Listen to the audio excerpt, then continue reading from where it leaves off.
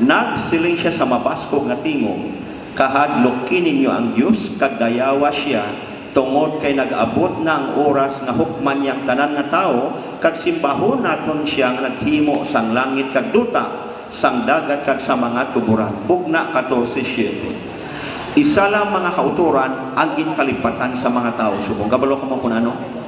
Ang pagsimba sa Diyos.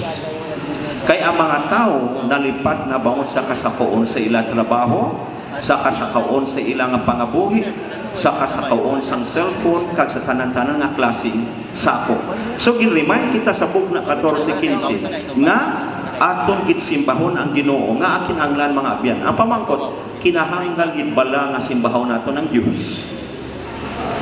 May mga tao nga wala nagasimba sa Dios, may mga tao gahambali wala Dios. Pero ang balangan kasulatan ni silin nga gintugang kita tanan sa Dios dahil may rason kita sa pagsimba siya. Nagsilin diri ang Dios hindi mayayahon siya kaugalingon. Amo na nga takos gid siya nga pagasimbahon bangod iya ginhimo nga pagtubos sa aton, nagpanaog gid siya agud sa pagluwas sa aton.